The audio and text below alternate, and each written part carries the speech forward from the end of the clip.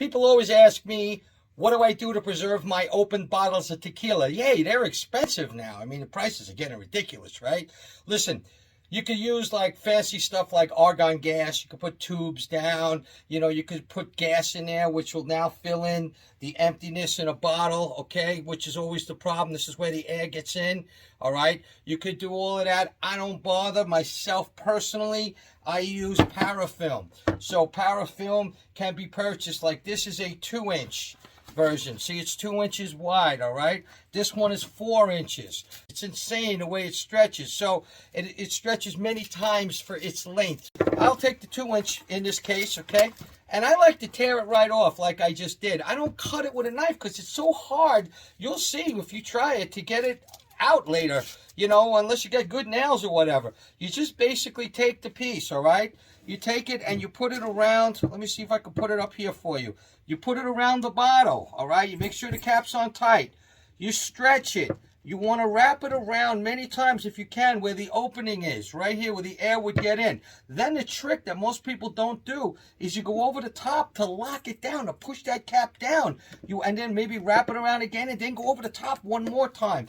This is the way it should look.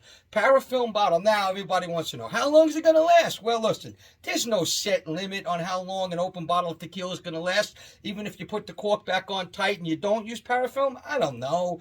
A couple of months, a year, you might get lucky. Listen, I got stuff on here that's 5 years old that had parafilm, and yes, it still tastes great. It still has the same smell. It's still okay. You can get lucky sometimes, but I mean, maybe you should drink the bottle once it's opened within a few months, I would suppose. Some people will say even earlier, but with parafilm, I get away for a year, 2 years, 3 years. I personally have gotten lucky.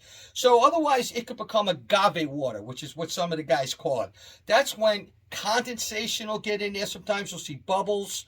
You'll see that there's humidity in there. There's moisture in there. Happens a lot with those ones with the caps that lock on. A lot of times that happens.